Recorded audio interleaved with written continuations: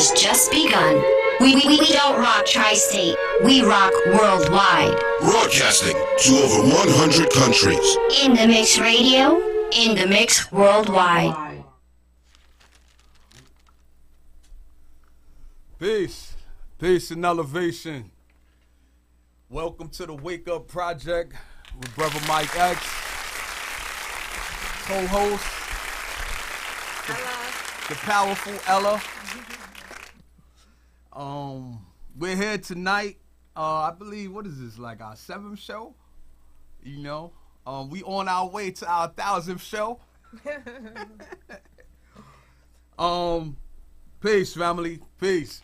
Tonight, we got another powerful, solution-based dialogue that we're going to embark on. I want to speak about our mission statement first, and then I'm going to make sure that we got the number for everyone who may want to call with any questions or comments to take part in this conversation. You know, this much needed conversation that we need to have. The more of us who join on to this conversation, the more light, the more power, the more love we can extend, you know, to people who need these things in the communities. Our people they're suffering. You know, our people are suffering, a lot of them, because they don't know who they are.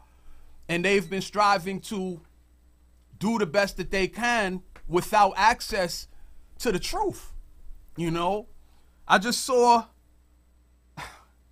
I'm a Pisces, man. I'm sensitive to these things. Not to say that Pisces is the best, but we kind of are, but don't. Yeah, but definitely sensitive. There's room at the top, you know.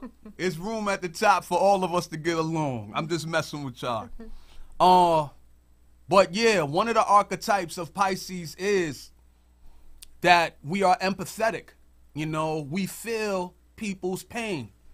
And a lot of times when I walk through these inner city black and brown neighborhoods, poverty-stricken neighborhoods, the plight of our people, our young people, you know, walking around a lot of times like zombies with no direction. Some of our older people, you can see how harsh life has been in some of their faces.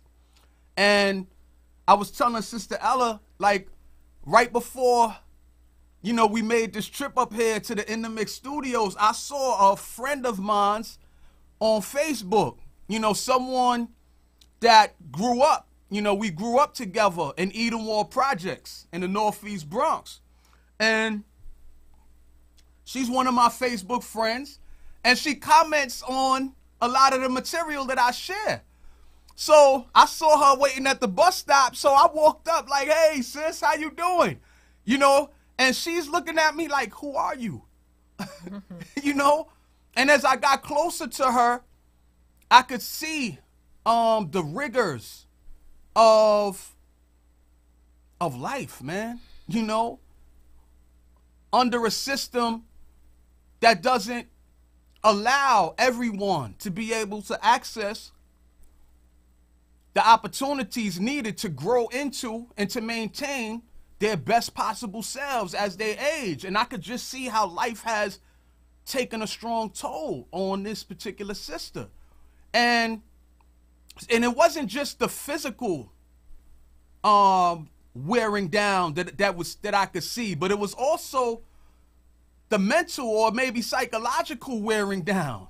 You know, I have a very recognizable face, you know, and the fact that this sister comments on a lot of the stuff that I put up but didn't recognize me, it was, you know, I don't know, man, it just wears on me, you know. So a lot of the passion that you see me share on Facebook, on Instagram, on YouTube, on the Brother Mike X, you know, the Wake Up Project with Brother Mike X podcast, a lot of the passion, some of it comes from, you know, my love for the Creator, you know, and the truth that has been made accessible to us, to to study, to learn, and to apply to our lives so that we can live a life of transformation, of elevation, of uplift.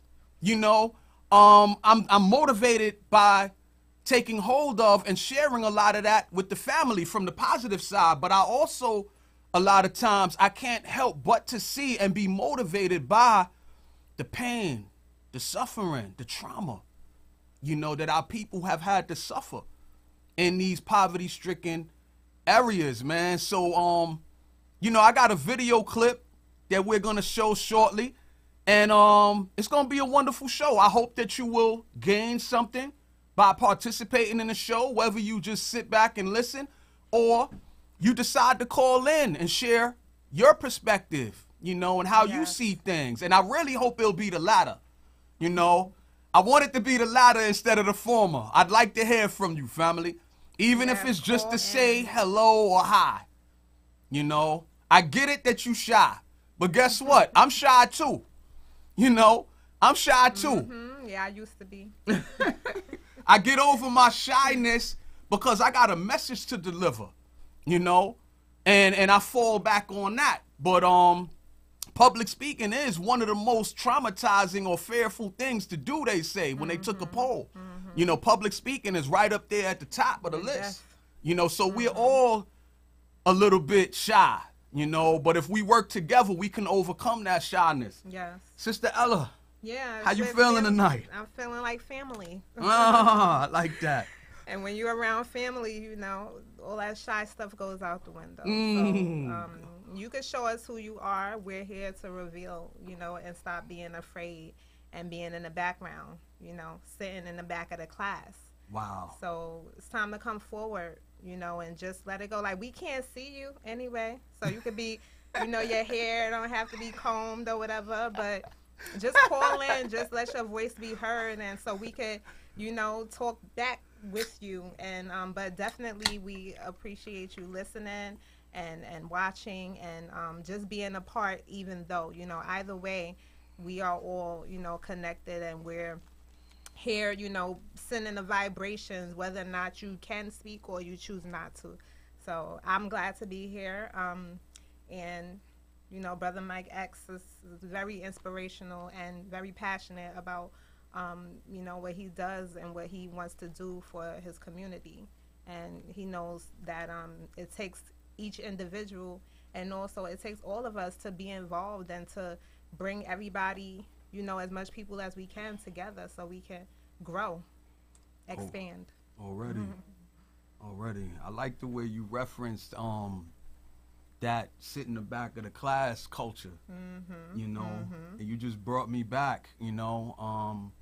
Wow, man, you know, it's time for us to come up, like you said, come up front, you know, out of the back of the class. You know, it's time for us to climb our way out of the ditches that they've resigned us to, out of the basements, you know, out of the alleys.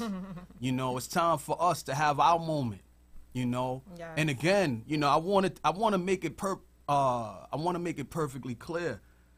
This is about us learning how to reclaim our humanity.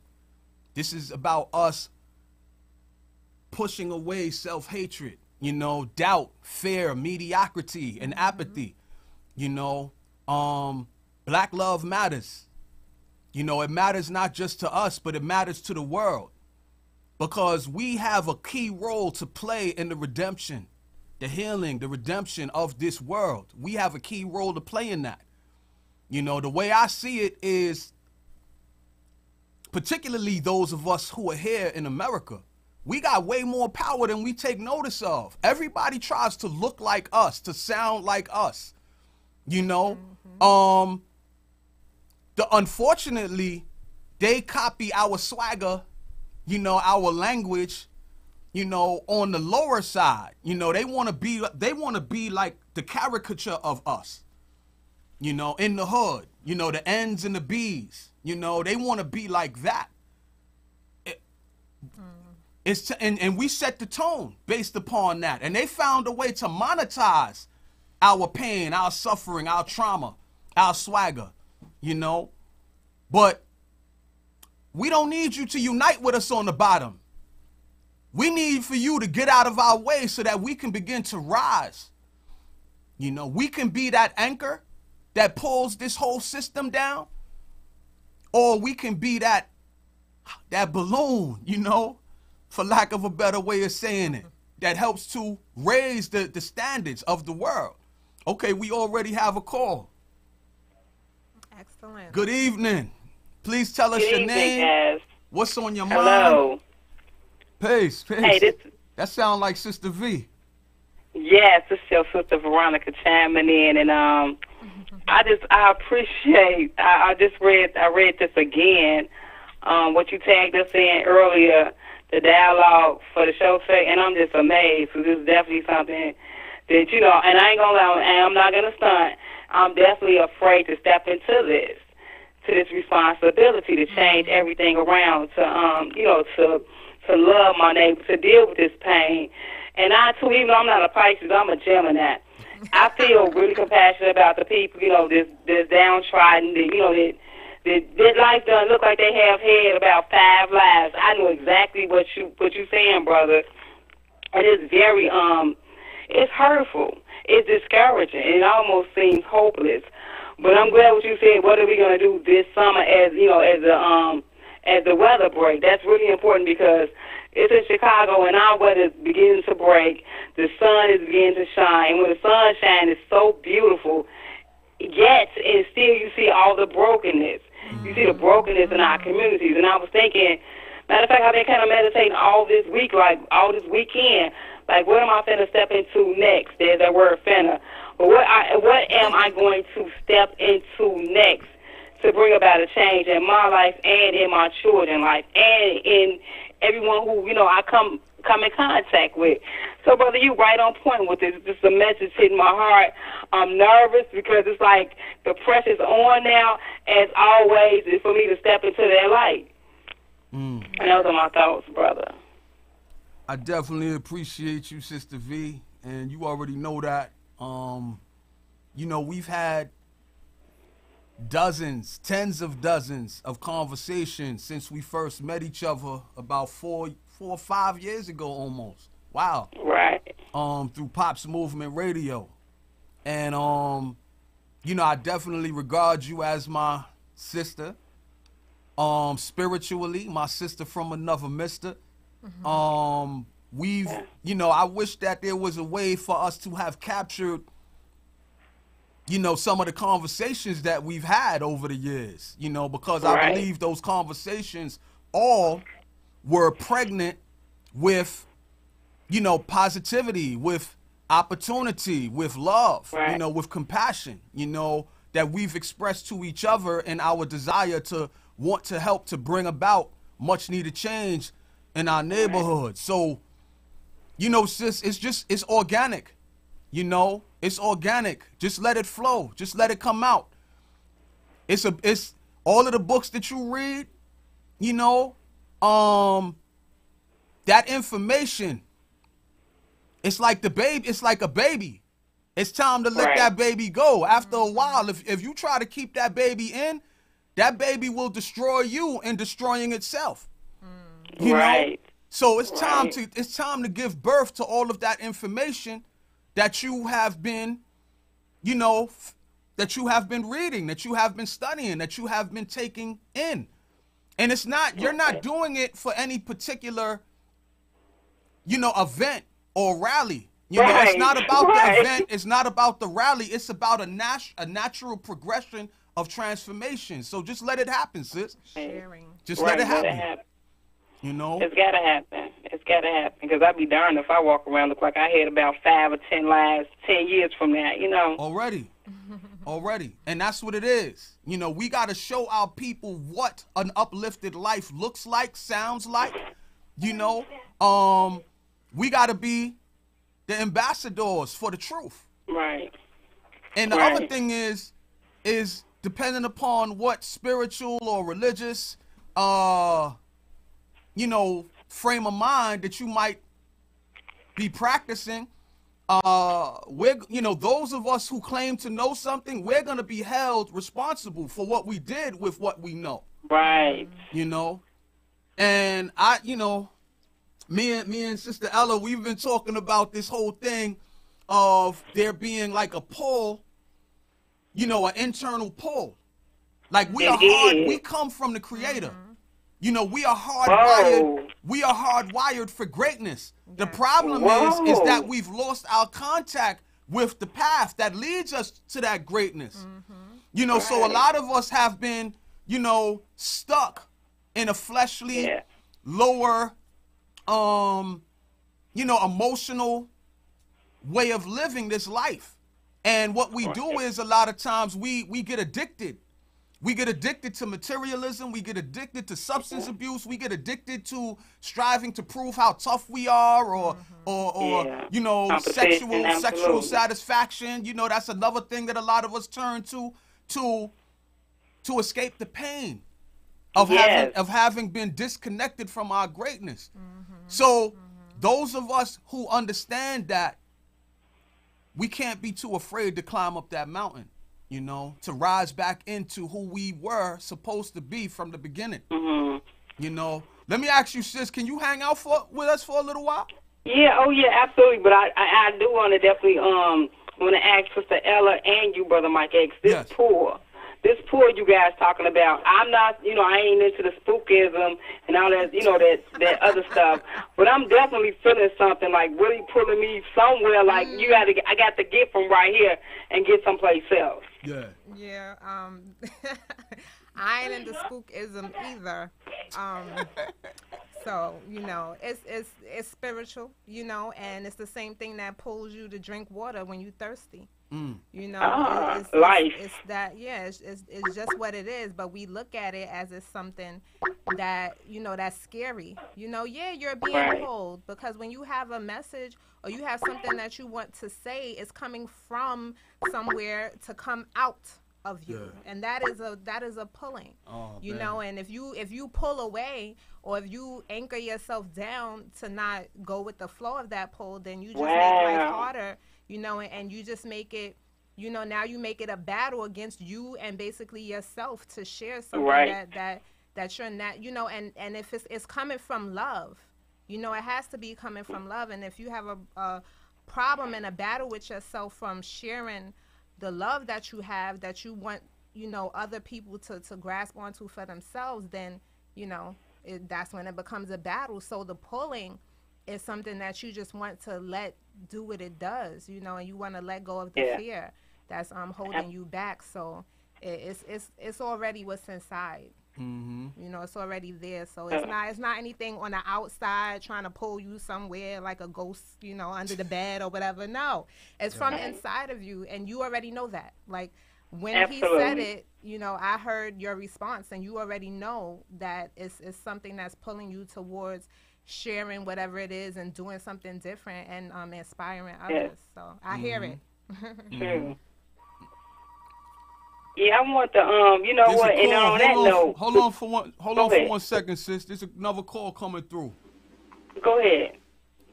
Hey, good evening, family. How are you? Mike, what's up? What's your name? Hey, what up, family? What's good, man? And I just want to reflect on it, man, for today's topic and whatnot. Like, you know, we got the generation coming up behind us, man, you know, male and female, man, but they seem so broken, man. So what's the breakthrough to them? How do we get to them? The way we get to them, family, is by getting to our fighting, to get back to our best selves. You know, those in our generation, I put it on us particularly. Those of us, you know, and I don't want to exclude anybody. Believe me, I'm not trying to exclude anybody. But I really feel like those of us who are in our 30s and our 40s, heading towards our 50s, we have to reclaim our best possible lives. We got a lot of experience. We got a lot of life left. And we got to show them more so than we tell them that life don't stop. Life don't stop until it stops, you know? And you know what's crazy is a lot of us, sister said, and it still don't stop after that. It just takes another form, right? Right, and then the message is being left behind. Already. You know, a lot of us, brother, we haven't been given permission. A lot of us a lot of us haven't been given permission to live our best lives, to grow up free, to explore, you know, our gifts, our talents, our imagination. A lot of us was just thrust into a situation.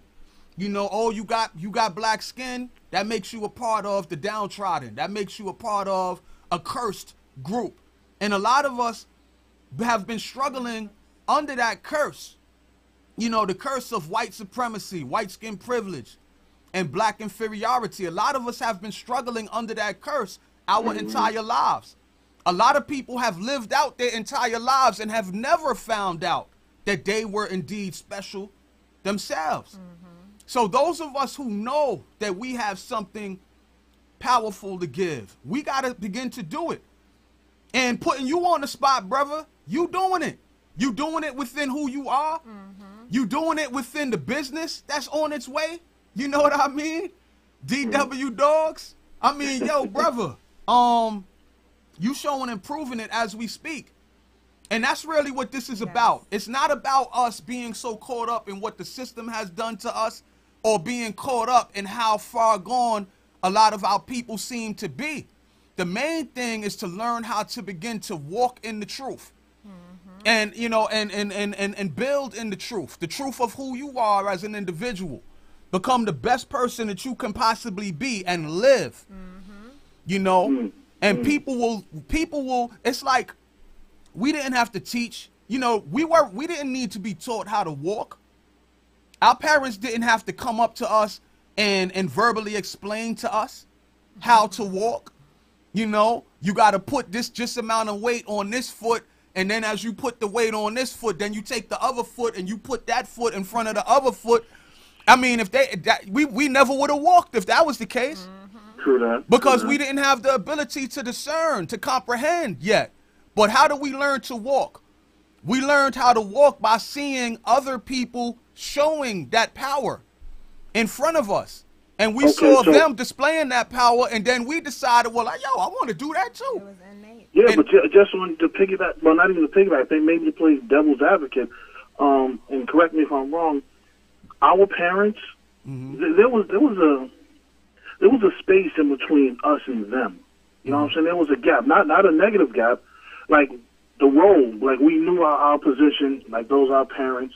Now I think in the reverse with us and the generation under us, man, is it a problem that we're sharing the same things? Like there's no gap, man. We're liking the same music, you know, until lately, you know, the mumble rap. But I'm saying we're enjoying the same things. We're partying together, so we're not teaching them better. So I guess you're absolutely right that it does fall on us because we bridge the gap too much, for lack of better words. Does that make sense? Like they rocking with us, and that might be a bad thing, no? It is a bad thing, but you know what would be an even worse thing is if we're powerful enough to see that as a bad thing. You know, if we're awake enough to see that as a bad thing, then we are awake enough to set an opposite, to go on an opposite path, to show something better. Right. You know, the only thing that's standing in the way of us showing and proving that there is a better way is fear. That's the only thing that's standing in our way. And we're going to be talking about that, you know, tonight. You know, the importance for each one of us to begin with the man or the woman in the mirror. You know, most of us already have what we need to bring freedom, you know, to ourselves, to be able to move in the direction of our destiny. We already have most of what we need. The problem is a lot of us are afraid to separate ourselves from the masses, you know, to stand out. And so we stick ourselves waiting for the system to change. And I don't believe that the system is going to change by itself. I think it's not, because it's not our system, so why would it change? And our people are right where some of the interests that want to keep us down, they're right where they wanted them to be. So those of us, we can't wait for our people to wake up. We got to see ourselves as a necessary ingredient of that waking up, you know. So, Sister Ellie, you said we wanted to jump in? I think standing out is, you know, accepting that it's a changing in times. You know, these are not the times of, you know, us being children and you know, our parents and grandparents' time. This is a new time. And the children are of a new age, you know, it's new DNA, you know, makeups. They're definitely more free thinking. You know, they don't, when we tell them where our mindset is, they don't understand that because they're not living in those times. You know, you can see on TV, just like how they have on TV, you know, interracial couples and bisexual couples and things like that. They're seeing things that we have never seen.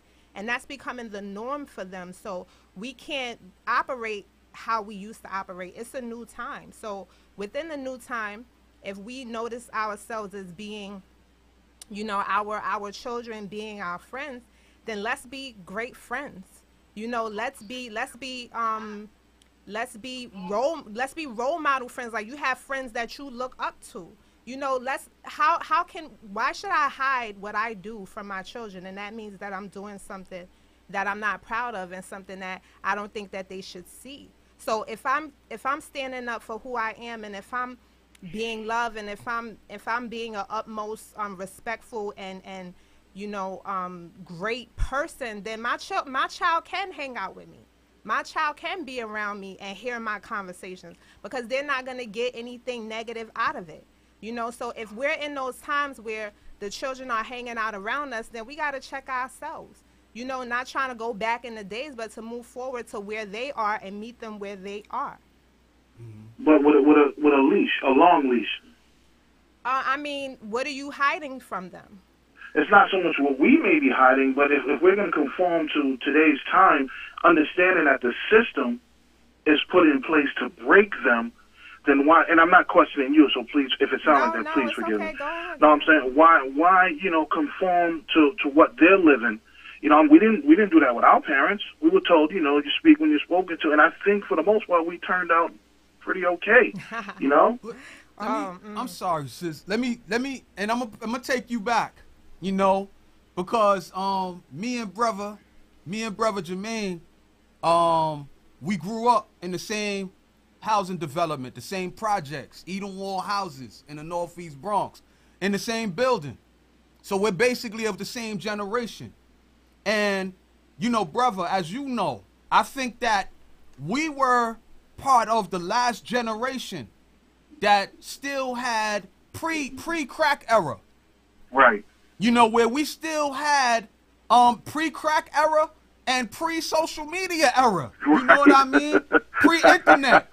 You know, where we, you know, pre-video games, you know, and all of that, all of the things that has gotten in between us being able to socialize and to take advantage of the power that comes from being together and actually conversing with one another and actually pressing the flesh. We were of that last generation before crack came and overnight destroyed the communing that we used to do. You remember, brother, when we used to, you know, we was playing touch football, two-hand touch. Skelsies, you know, football, everything. We was playing Skelsies, you know. Everything. A lot of people, I don't know about that. We were playing kick the can. Yo, we had, like, our building, the way our building was set up, man, and the way the project development we lived in, it was, like, tailor-made for us to be able to commune.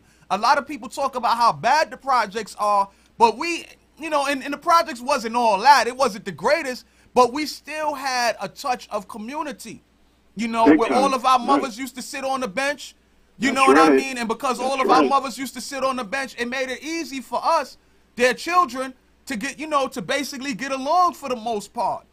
And then crack cocaine hit the black neighborhoods, man, like, you know, like a comet from outer space, and destroyed that communing, you know, and we lost so much life. We lost the family structure.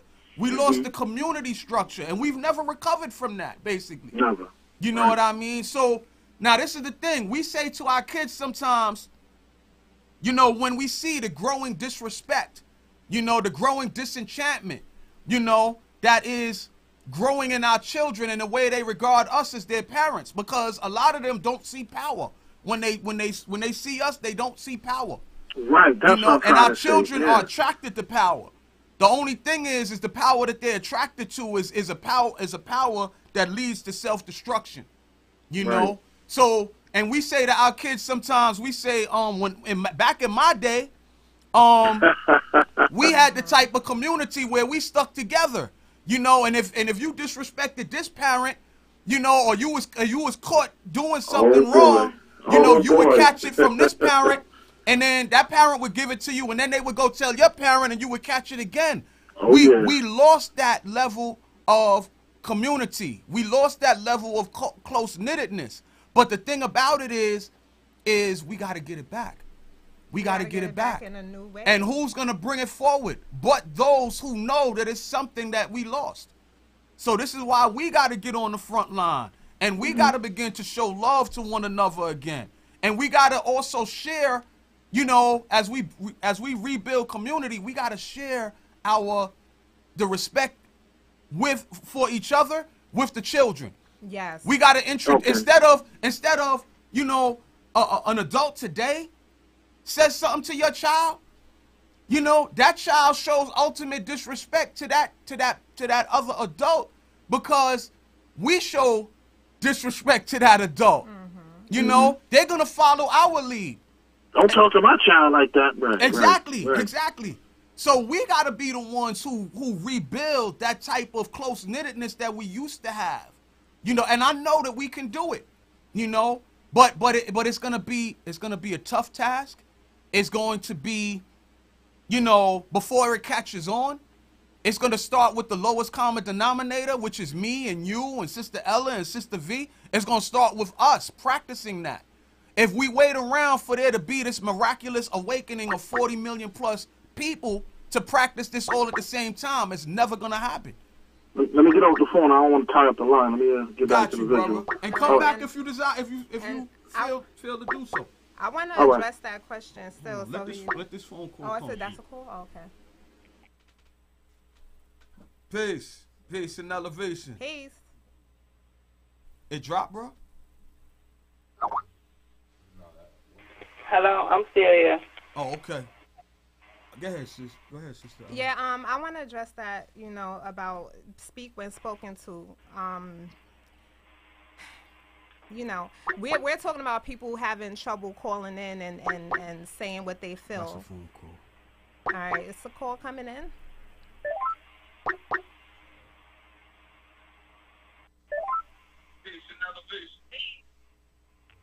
Hello? All right, turn your TV or your computer, whatever that is, down, please, and introduce. I'm sorry. It's all good. Introduce yourself and, you know, tell us what's on your mind. And sis, don't. Well, my name is Daisy. I'm calling out of Brooklyn. Who's this? And Daisy, out of Brooklyn, Daisy. Oh, she sounds familiar. Who's that? Yes, this is your little sister. Daisy in the building. Thank you for calling, sis. Yes, yes. Mm-hmm. You're welcome. How y'all doing? I was just, you know, watching, and I could relate to both. You know what I'm saying? I'm 28 years old. So I was around the community, you know, I was born in the 90s, where they took us on trips and everything like that. And they did all those things with us. But, you know, then I was the one who wanted to just do whatever I wanted to do. You know what I'm saying? I had them parents telling me right from wrong. But I just wanted to do what I wanted to do. And I feel like if, like, people my age could come back together and just show the kids what we used to have, it'll be a little better. You know what I'm saying? Mm-hmm. It'll be really a little better because I have a 14-year-old little brother, you know, and he's wild. But it's like I tried to relate to him, but then again, I don't want to be his friend. I want to, you know, be a better role model for him. Thank you. And it's just like I have to start with myself also to be that better role model. You know what I'm saying? That's right. Mm-hmm. Definitely. So I just want to call and say my opinion about that because I related to both sides, you know. Being the one rebellious and then being the one who understands. So I'm still watching y'all. Thank you. I appreciate you calling, sis. And yeah, that's problem. Yes, we want to be if we don't agree with what they're doing, then we just have to show them better. Like that's it. Just show them better. Like, all right, watch me. You know, that's the most that we could do. Like if you don't want to listen, then watch. You know, and if we're saying something and we're not doing it, then we're not teaching them anything. You know, people don't learn from what they're told anyway. They learn by experience, and what they see you doing is, you know, most likely going to affect them more than what you're saying. You know, and I learned that with my own children. Like, I'm telling my children, you know, don't do this and don't do that. But you know, what can I say when they say, well, we see you doing it? Don't do what I do, do what I say. No, that's not the move. And that's one of the old things that people used to say back in the days too. But it doesn't go like that, because naturally they are going to do what you do. Yeah. So you have to show them by being a model and tell them to watch you. Even if you try to hide it, you know what I'm saying? Like that other guy said, you know, like try to, you know, not always, you know, whatever, but they'll see it, and, you know, even if they don't see it at home, they'll find other people, and, you know, they'll think it's cool, because they're like, you know, I have friends who parents didn't, I don't want to say care, but it was free, you know, to let them do whatever. So I was like, ooh, I wish my parents was like this, but they telling me they wish my parents was like theirs, you know what I'm saying? So it was always like, you know, I never understood that and stuff like that, but, you know, that's about being young and learning. You know, you learn. Even if somebody tell you not to do it, you're going to, you know, want to do it because you're like, well, I can't do it. You did. So it's it can't be that bad. Yeah, that's all it comes with, for real. It really does. But we all need to come together, because I feel like our young men is being lost. Yeah. They're real lost. Well, let me say, Daisy, I definitely appreciate you coming through. And we lost a couple of calls, so we're gonna try to open the lines back up. No problem. Nah, Thank don't you, say Brother Mike. Thank you, Sister Ella. No need to apologize. You know. Thank you for calling in, and thank you through. for watching. You know. I love I'm you. still watching y'all. Though. I'm still sending them hearts. I'm sharing. Okay. We got a phone call All coming right, through. y'all have a good one. Peace. Peace and elevation. Thank you for calling the Wake Up Project with Brother Mike X. Please let us know where you calling from and what's your name, please. Okay. Gloria from Brooklyn. Wow. G. Okay. In the building. These are your people? Okay. That's what's up. What is no? I wanted to say, because we are on the conversation, and I'm loving the conversation, because not only is it a male conversation or a female conversation, this is a people cultivating type of conversation. So I'm enjoying the fact that we all have different opinions, and we're elevating just the energy in general and talking and having this open forum. I love the open forum to be able to talk about these issues, because I'm going to tell you guys something. Yesterday I was watching television, and there were these kids jumping double dutch last night, and they weren't kids of color, not one of them. And I said, wow, I haven't seen double dutch on TV in a long time. And why now is it not us when we flourish in the double dutch category? Right. You know, that's something that we've seen 80s, 90s, and then the 2000s came, and yes, technology did come, like Brother Mike said, that as far as, you know, being a part of a certain era, but that unity also, the unity of the mothers. Now, when the mothers would meet up with the kids in the park, that cultivated the relationship between the kids. That's something that was very important. People that are wealthy, guess what they do? They send their children to schools with other wealthy kids of all different types. Everyone is wealthy in the school. They grow up together, and then now they get older, and they have that network that they can see. They knew when they were 5 and they were 6. So now us as a people, we're losing the network. But things like this type of forum where we have this, where we can bring that relationship back, this is bringing the kids to the park. This is bringing the mothers together. Things like this, you know, help us to better, you know, accumulate that village. The village is still here, but we got to connect. We're just in our huts. You know what I'm saying? Like we're still around. Come out. We just talking about that. We need to come out. These events that we have that are available, You know, they're not getting enough promotion. We need to promote it more because you'll see the same people at the events. How about everybody, you know, push to bring somebody new, push to bring somebody new to call in or listen into y'all show. And then call in and go to these events. Next thing you know, your kids are being raised around other people that have different outlets, and we bring that back. That's what we need to do. And it's a process. It's a process. But That's right. I love the show, and I had to call in. I was like, "Where's his number?" Because not just because of what you guys are talking about today, but because I can actually go back. And my niece is 17, and she likes to listen to stuff. She likes to know stuff. She's ready to learn. She's ready to see what's out here, you know. And now I'm not the parent, but I am somebody that can bring her to the park. Right. This is bringing her to the park. So I appreciate you guys tonight for this show. Thank you. Thank you for listening, calling in, and no sharing. Problem. No problem. Thanks, guys. You're welcome, sis. Thank you. No problem. Bye. Take care. Later. You know, family, we're striving to be the change that we want to see. You know, we're striving to stand in the gap.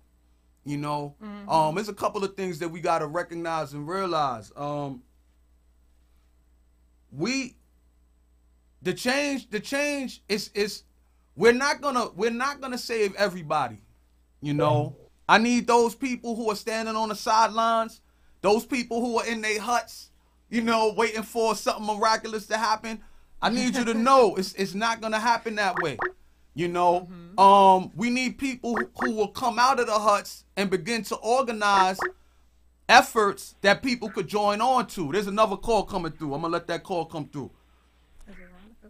Hello? Peace and elevation. Hey. Who's speaking, please? Tell us where you calling from. This is Supreme, but my name is Kende. Hey. Brother Kende. That's one of your people Hey. Wow. Okay. I seen him on the Facebook Live making comments. Hey, how you doing, family? Absolutely. Doing good, big brother, doing good. I just wanted to interject, man. Just like overall sexual discipline. You know, I honestly believe, I think, you know, a lot of the psychology that goes along with disciplining our children, you know, has to do with a lot of sexual activity. I believe this is through my own practice, this is through my own studies, man. I've noticed that over a period of time when people aren't really disciplining themselves properly, their level of thinking, I was listening to you talking about the flesh, you know what I mean, the material, and it's just like the overindulgence of sex, man. It kind of deteriorates the way people are thinking. I just, you know, just added on, and I also wanted to hear your thoughts on that. Well, it's two things, and I'm glad you asked the question, and thank you for calling in, family. Thanks, Kende. Absolutely. This system, you know, the people at the helm, they cater to the flesh. This is how we're ruled. They don't want us to rise up into our true consciousness, our true spirituality, you know, to be able to transform and to recapture our power. So they want to keep us caught up in fleshly attitudes and fleshly ways, you know. And as far as, you know, sex is concerned, sex is one of those things that you don't need money for. It's one of those pleasurable fallbacks, you know, that people gravitate towards to help them to get through harsh situations. They used to talk about back in some of the impoverished parts of Africa, you know. And if we talk about impoverishment in Africa, we also got to talk about European colonialism, imperialism, and domination. Because I don't want it to sound like impoverishment in Africa is something natural to Africa, because it's not. But anyway, in some of the impoverished areas where food and access to water and things of that nature might be at a low level, you still see people, you know, turning to the flesh, you know, to help to deal with the pain of going through those extreme circumstances. And some people would ask, well, why are they continuing to have babies and they don't even have enough resources to maintain. You know, the reason why is because sex is one of the go-to pleasurable functions, you know, that allows you to, at least for a little bit of time, to deal with a harsh situation, to get your mind off of your plight. You know what I mean? So that's how in this country that we're living in, and it makes me mad every time I think about it. They are the ones that push, you know, pornography. They're the ones who push F them, then you get some money. You know, this Cardi B phenomenon. They're the ones who who allow the drugs to come in, the guns to come in. You know, they're the ones who have destroyed every legitimate leader or movement that we've tried to bring forth to stabilize our communities. They killed Martin. They killed Malcolm. You know, they killed Huey. You know, to keep us in a position where we're not able to stabilize ourselves and bring legitimate leadership to organize ourselves. You know, but then they blame us for the gangs that come up. You know, when you take the leadership away, they blame you for, you know, turning to the ways of the flesh and rape, having a society where rape and things of this nature is becoming more and more prevalent. They blame you for it, but they take no blame of it for the system itself, you know, and we got to start assigning blame to where it really belongs. We got to stop holding on to, you know, looking at juvenile delinquency as if it's something natural to us. No, it's not something natural to us. What has happened is you have destroyed the family. You've taken the men out of the family. You've put the whole burden of raising, you know, children on, you know, the sisters by themselves. You've done so many things to destabilize the village, you know, as the sister was talking about before. But anyway, that's my reaction to the question that you asked, family. And I think that now we do have to, those of us who are in the know, we're the ones who are going to have to exert that level of discipline that you spoke about. You know, not sit back and not exert the level of discipline and wait for the community to wake up before the discipline starts being exerted. Those of us who are in the know, we got to show, you know, what it means to be, you know, disciplined and on point. It's true. It's true. And it's so serious because in other countries, culture is not just about food, clothing, and shelter. Culture wasn't summed up to that. It was summed up to one's individual's sexual discipline and how they was able to convert energy. That's culture. That's literally culture. When I walk through society, when I see people from other countries and stuff like that, you know, different places in Asia, different places in Africa, you know, just all over the East, just over the Eastern Hemisphere, I get a whole bunch of respect from foreigners. You know, people from India, people from China, Taiwan, just different places in Africa, you know, people that actually know, you know what I'm saying? Like, actually know what culture really is. Like, there's only but one culture, and that's sexual discipline. And it gives life back to, it gives man his manhood again. Basically, it gives man his manhood again. It gives substance back to him again, you know what I mean? And it just like, these were the kings, you know what I mean? These were the kings. These were individuals. These were the rightful rulers, you know what I mean? These were the people. These were the people who had the right to rule. You know what I mean? This is why they say in Africa, God chooses the president. You know what I mean? God is supposed to be choosing the president. And it was talking about the individual growing up, you know, sexually. You know what I mean? Disciplining themselves to such a great extent, they became kings.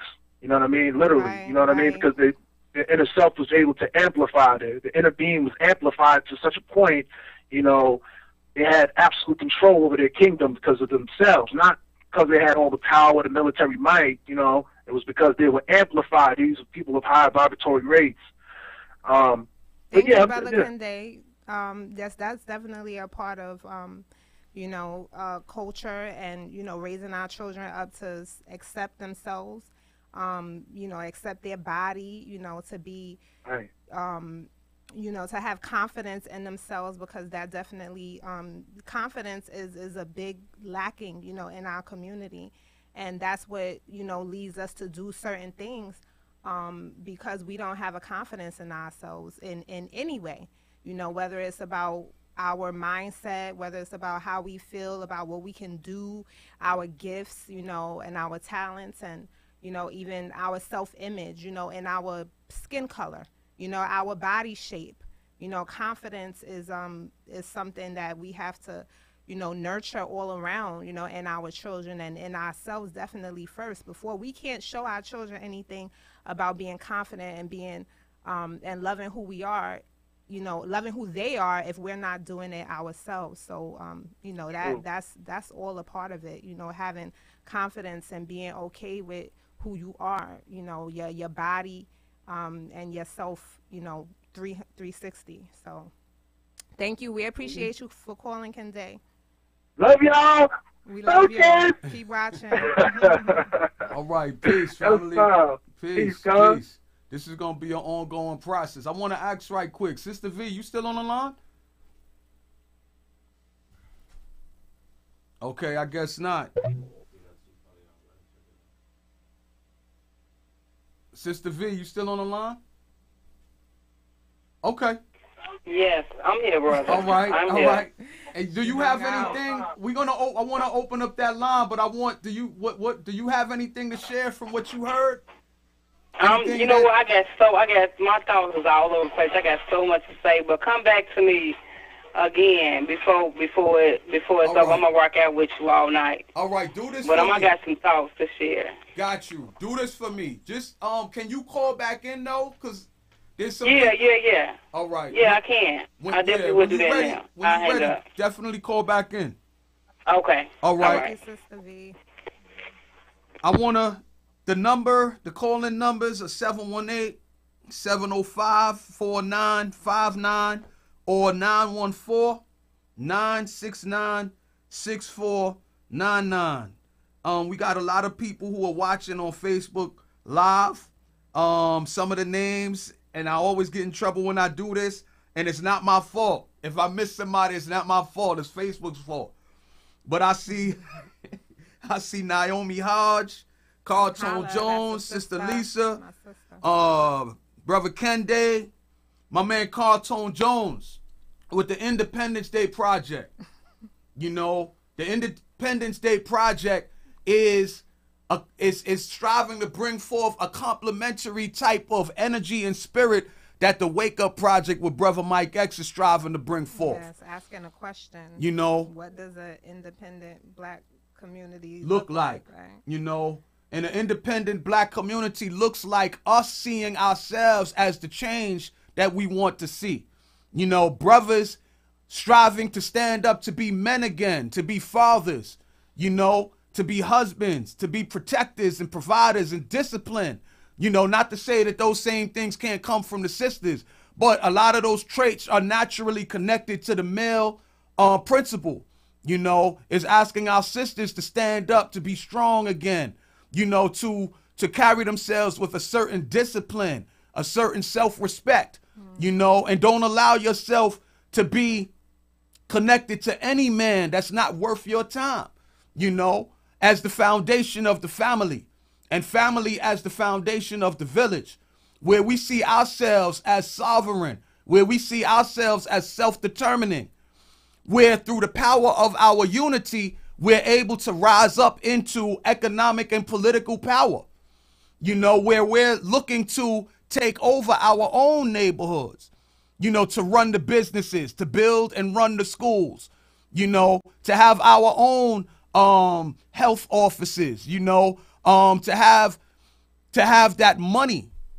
There's a lot of money in the black neighborhoods. To have that money stay home instead of at sundown being taken somewhere else, you know, to another part of the town, like our brother Malcolm said a long time ago, you know. So we those of us who agree with that, we have to lead by example, and we should not wait again for there to be a recognizing from the system itself. The system is not going to recognize that until it actually happens. It's not going to aid you in getting your own life together.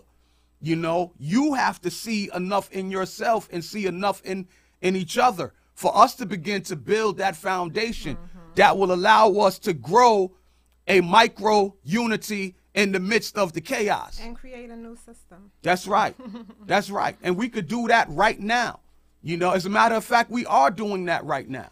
You know, each one of us adding on, you know, and some of the things that I want to see for those of you who are in the New York City or even tri-state area, we need to commit ourselves towards bringing back, you know, some of the Unity Day rallies and things that we used to have in the parks, in the community centers, in the junior high schools and high schools. We used to come together in love and peace and harmony, you know, and we used to break bread with one another and we used to get to know one another.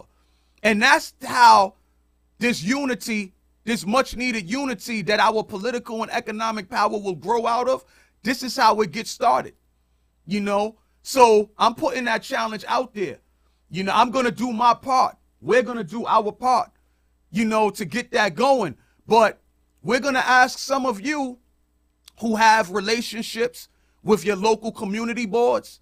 We're going to ask some of you who might be sitting on your parent leadership team at your local junior high school, or some of you who know how to get, you know, to go to the parks department, you know, and help to get those permits. You know, we need to challenge ourselves to come together in these neighborhoods throughout this summer, you know, going into the fall.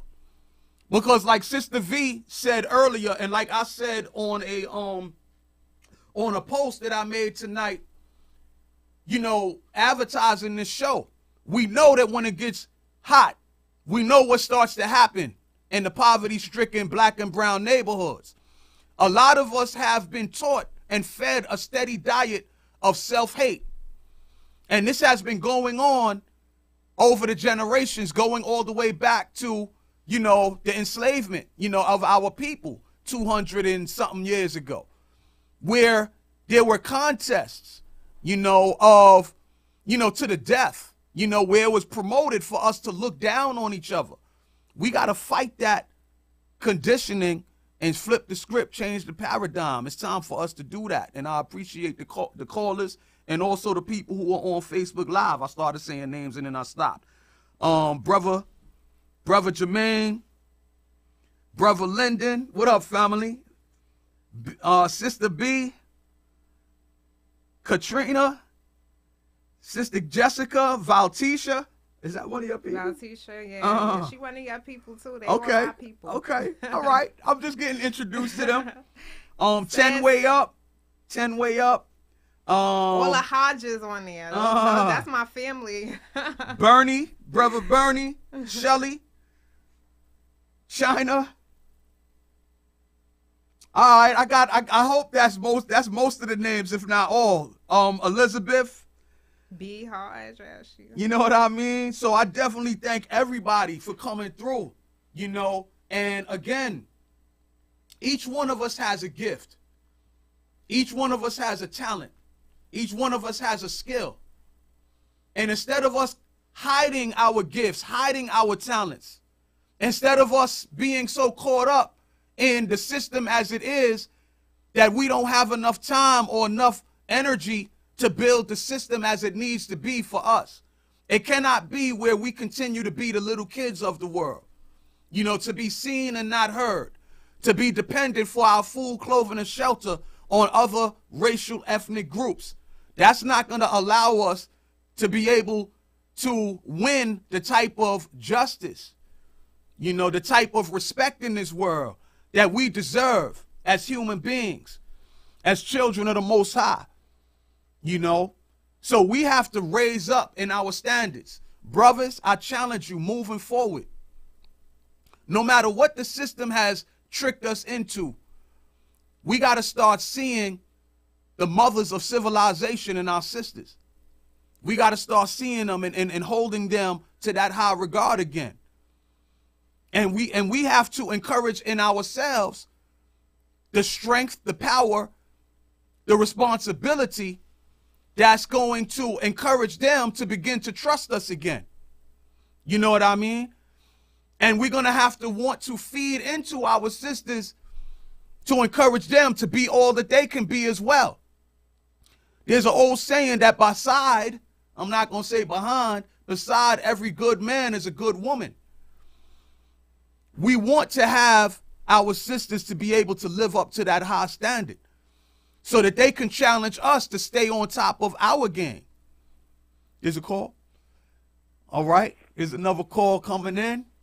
Peace and elevation. Please state your name. Please state your name. Who's calling? Where you calling from? This is Veronica. I hope I'm on the right line. This is me. I'm calling back in because you just said some things that I was like, wow. And that's something that I want to comment on earlier. And I think the young man was talking about, you know, the children and how the children, you know, they view us and how they disrespectful when, you know, all these things is going on with our teenage young people, even the babies. And you said it before, brother, about the lack of, they don't see power. And the only power they see is a power that's self-destructive.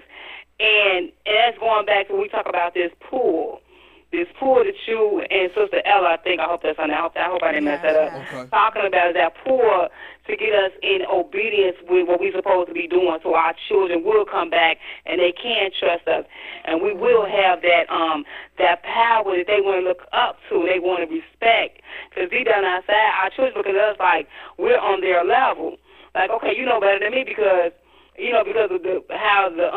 how this system has glamorized ignorance, I'm going to say that. Right. How they have glamorized an institution of hate and how they have glamorized material stuff, fake wealth, and how they have defined what's good and what's valuable.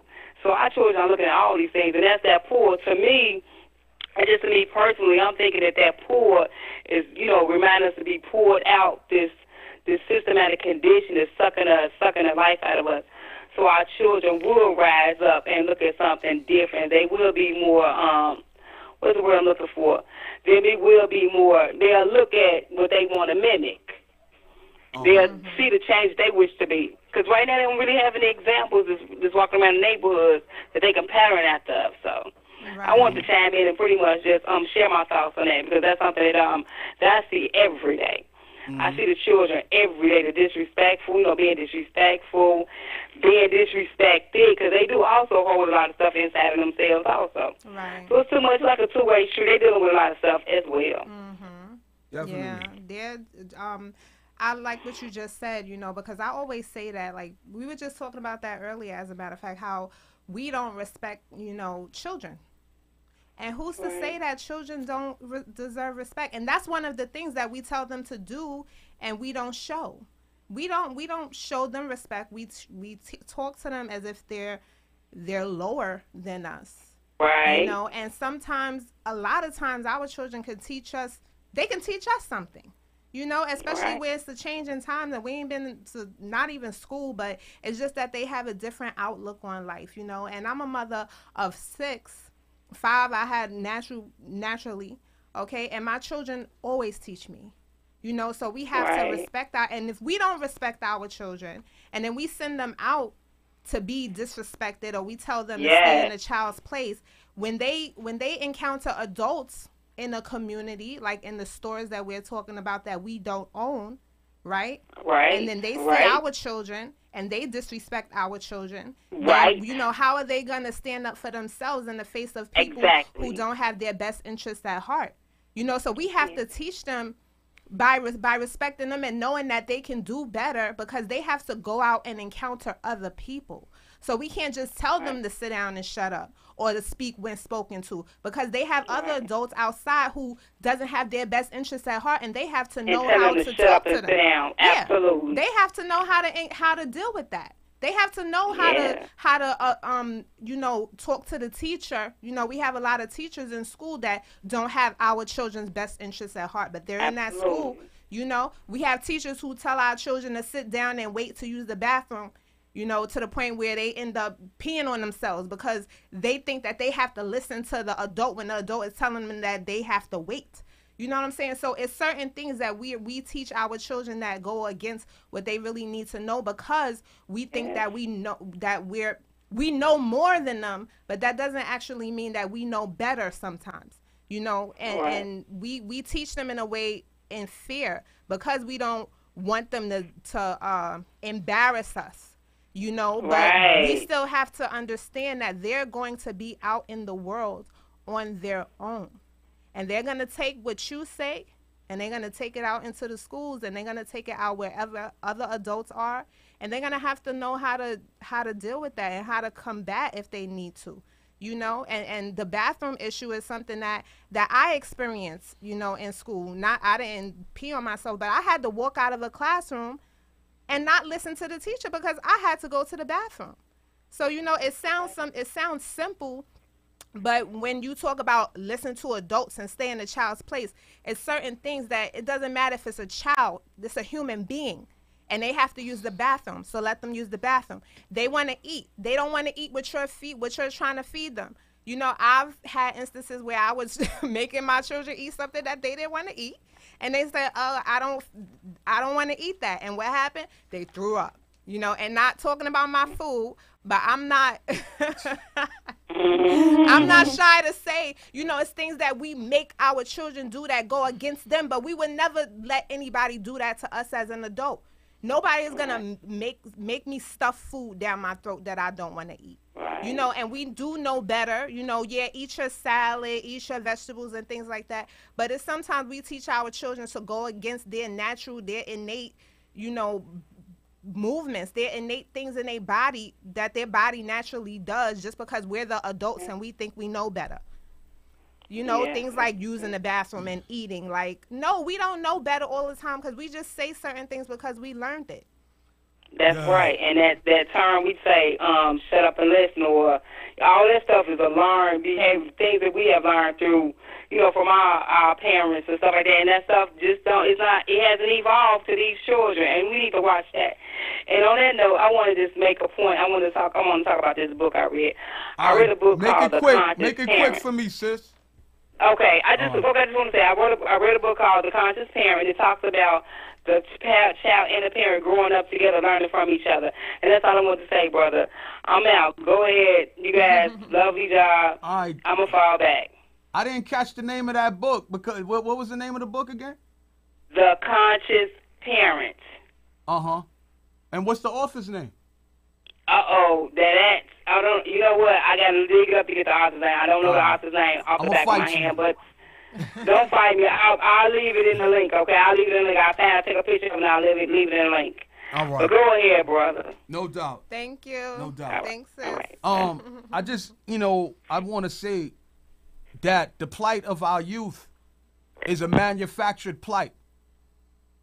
The plight of our people is a manufactured plight.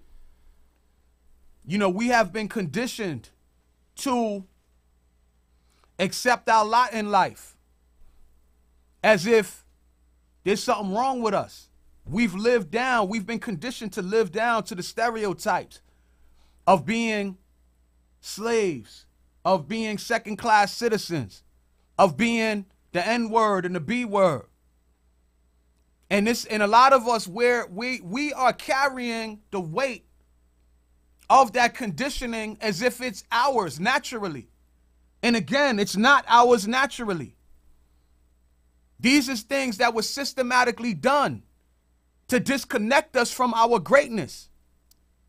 The greatness that comes from our unique connection to the Creator, as well as the greatness that comes from our ancestors, those who went before us, and even some of them who's walking around in our midst right now. You know, we've been disconnected from that. And we're trying to get a problem solved, but not, you know, dealing with the problem from its root. We're dealing with the repercussions. It's like trying to chop down a tree or to knock down a tree by picking at its leaves. You can sit there and pick at the leaves of a tree all day and all night, but if you don't get at the root of that tree will continue to stand. And let's call this tree that we're talking about right now, let's call it racial discrimination. Let's call it class discrimination. You know, let's call it the system of white skin privilege. Let's call it the system of black inferiority. We have to be able to say these things because this is the only way we're going to get to the point where we can heal ourselves. Sister Daisy said something earlier when she was talking about the relationship between us as parents and our children. She spoke about, I'm not trying to be your friend. You know, and I agree with that wholeheartedly. I'm not your friend. You know, me and my son have a loving, trusting relationship, but I'm his dad. You know, he's my son. And that's a role that I have to carry, even though my son will be 25 years old this year. I have to carry that role. Now, the role changes a bit. As my son, you know, when he was younger, it was basically you got to do what I say and do what your mom says. You know, do what my mom, his grandmom says. As he got older and he showed and proved that he was a rational, you know, thinker, you know, he accepted what was offered to him. And I give him credit for that. That's not a credit that I'm claiming, because as crazy as it is in today's society, and I work with kids, I've been working with kids for my whole adult life. As crazy as it is, all of the different things that are coming at our children, a lot of them have strong parents. But the peer pressure, the sonic assault on their thought process. What do you mean the sonic assault on their thought process? I'm talking about the music, particularly the movies. It has created this over-sexualized situation that Brother Ken Day was talking about. We don't want to talk about how hip-hop has been hijacked and used as a weapon to destroy the people that created it. We don't want to talk about some of these things. When we look at our youth, sometimes it's like we don't want to assign the blame where the blame belongs, so that you can separate yourself from that blame and take on the responsibility that it's going to take for you to free yourself from the damaging influences that are inherent in the schools that we're sending our children to. The schools that we're sending our children to, the curriculums, they're biased towards Eurocentric values. And that's putting it politely. Putting it bluntly is the curriculums is racist to the core. They're bigoted. They're prejudiced against us.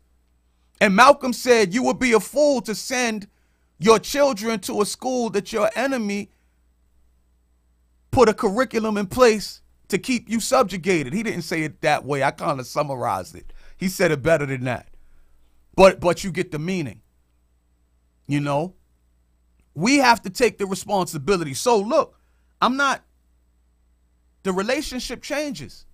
As my son showed and proved that he was trustworthy, that he was a rational thinker, that he could be trusted to make proper decisions for himself, I backed up off of him. His mom backed up off of him. He deserves the freedom. He's old enough to handle himself in a responsible way. But I still have a responsibility to him. The responsibility has just changed. And how has it changed, Brother Mike?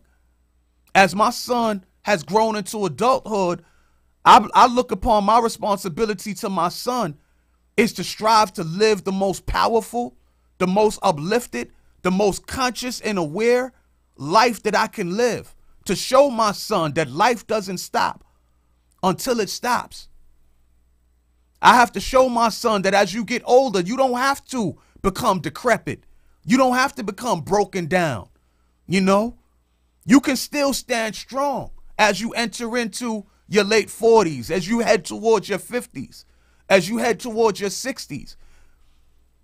Life is not supposed to end at that point in time. We got to show them better than what they've seen previously. That's the responsibility that we got to have. There are things that you know, as somebody who's been on this earth twice as long, 3 times as long as your children. You got to be their advisor as you get older, as they get older. But the only way you can be their advisor is you got to take control over your own life.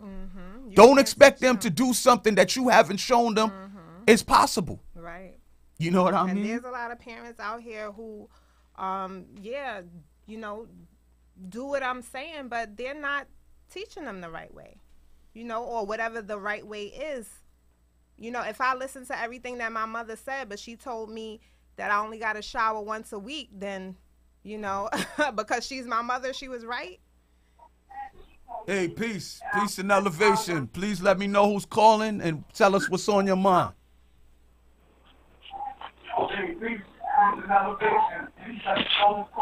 Yo, yeah, turn down your computer or whatever you're watching the show on, please, because we're getting the feedback. Oh, okay, who's calling?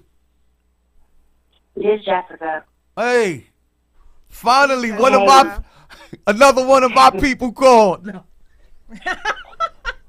Yeah. Nah, like Sister Ella said, we all our people. I'm just playing. Hey, what up, sis? Hey, so I've been listening, and I've just been waiting for a good opportunity to chime in because I definitely wanted to be able to share something worth speaking on. And hold up, sis. You know what I was thinking of when you just said that you was waiting for your opportunity to jump in? One of the sisters earlier talked about double dutch, and you know how double dutch you you doing this? Yeah. We talked about that. Anyway, go ahead, sis. So, you know what, it's something that I wanted to kind of put on the people's mind. When we were speaking about the community, I wanted to say, or the village more so, is that I think a lot of times parents, especially single parents, they get tired, you know, trying to live a life, trying to have, you know, provide the best possible life for their kids. And then they get tired, you know, and so at that point, when you see that, I think that's where it's really important for the village to step in and to help out. Because the child does not stop growing. They don't stop developing. They don't stop looking for role models. You know, they don't stop looking for examples or someone they can talk to or anything of that sort. So I think it's very important that, you know, we not only take account of our children, you know, naturally, but those that's in our surrounding areas, neighborhoods, schools, anything like that, you know, and if you do see a change in that child or, you know, if we communicate with the parents and you hear the parents tell you that they're tired, that, you know, you step in or that we have a support or something like that so that they can come in and help, you know, out, you know, in the household or just take our time with the child, like how they have the big sister and big brothers, you know, support groups or like, you know, the institutions where the kids can go after school and have some type of mentorship. I think that that's very important. Like when you were saying about examples, a lot of times we see a child declining and we don't take the opportunity to just talk to them to see what's going on. And I think for me as an educator, I pay close attention to my kids, especially the ones that's acting out. And when you talk to them, more than likely it's something that's going on at home. And we don't have the opportunity to really talk to them, you know. The other thing is when you were speaking about the black fathers or in the community, you know, them stepping up, you have those that's stepping up and doing what they can, but at the same time they get tired too. So what happens to those that get tired of trying to be that example, trying to provide that life, but as you guys say, the system is just constantly beating up. You know, and they feel like they don't have nowhere to go because they're doing it by themselves. Mm-hmm. Mm-hmm. You can't give up on them. Yeah. You can't give up on them. You know, you can't give up on yourself. Thank you. That's it. Like you just can't give up. Why you tired? All right. You know, take a nap, reboot. And just let them know that, you know, I don't like to say nobody's perfect, you know, because if you say nobody's perfect, then what is perfect? You have to define what perfect is. And then you have to tell me, well, if nobody's perfect, then what is the opposite of that? Then who is perfect, and why am I not perfect? You know, so I don't like to say that, but it's okay to get tired. It's okay to get tired. It's okay to not feel like how you feel at the moment. But you have to remember the ultimate reason why you're doing what you're doing. Like we're living life here. You know, this is about living life and you know, just grasping our happiness, and to have it continue, and to grasp our happiness, grasp our freedom, abundance, and everything that anybody else has, any opportunities that anybody else has, to know that we have it for ourselves.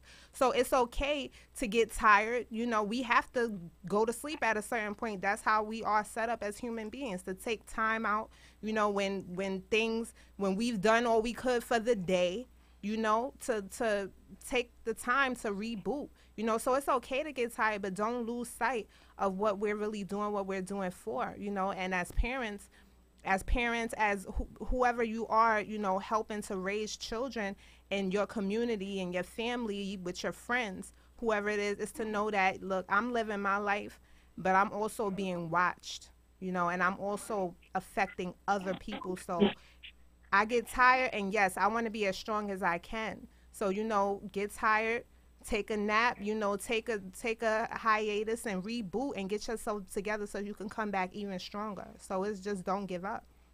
No doubt. And also, and hang out for a second, Sister Jess.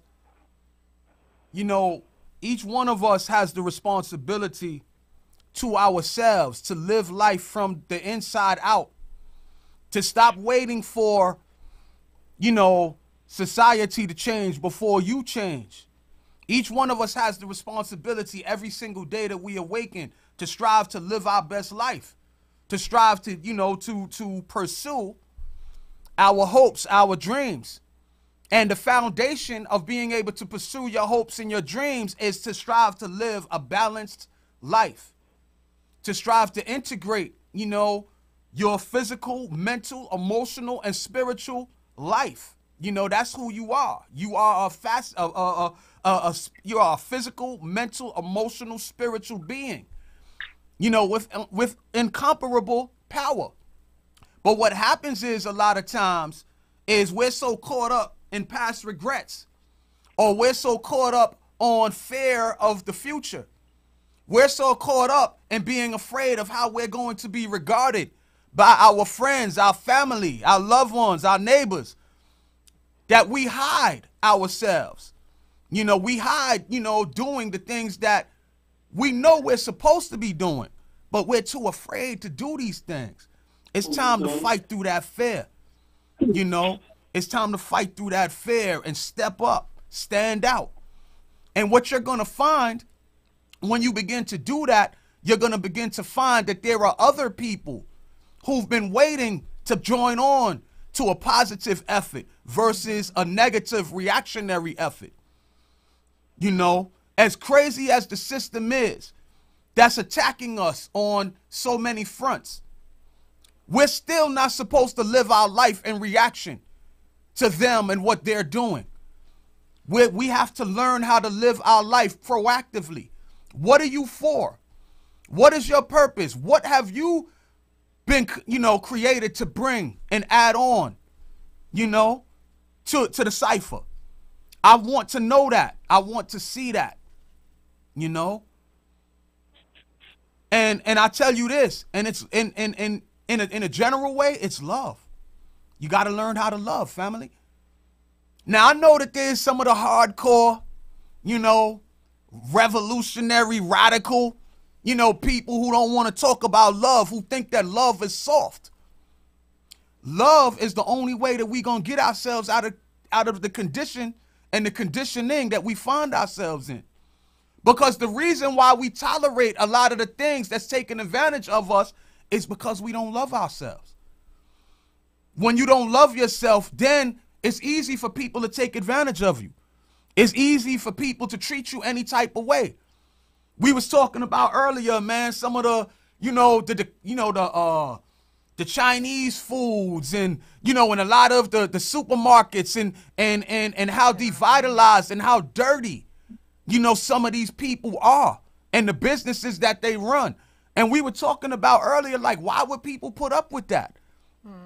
They put up with that because they don't love themselves, you know, and it's shown and proved by them putting up with it. Because when you love yourself, you're not going to let anybody take advantage of self.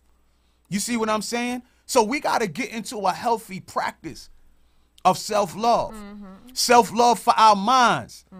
Stop allowing yourself to get caught up in the ratchet TV. I got a coworker. I got a coworker who be talking about, yo, I got to get home for Ratchet Mondays. No, you don't. You know, Ratchet Mondays keeps you in a ratchet mentality. Or it keeps you stuck, well, when, you know, thinking like, well, at least I'm not as bad as they are. But you're not as good as you could be either. You know what I mean? So we got to begin. It starts, to me, I believe it starts with the mind. Taking ownership, taking control of the mind. And the way you do that is by selectively deciding what you will let enter into your mind. You know, feeding your mind with conscious truth. You know, truth that you will allow yourself to, that you apply to your life every day in and day out, to take ownership over that body temple. Start to eat better, start to exercise. And loving yourself is also knowing when to rest. You know, knowing when to, like you know, your question is about how do you know, when you get tired, you know, it's okay. You're a mother. You go to work, you come home, you cook, you wash clothes, you do this, you do that. And, you know, our children see what we do, you know, and they could grow up like how many of us has grown up to say, oh, my mother used to do all this and that, and she never ate. I never saw her eat.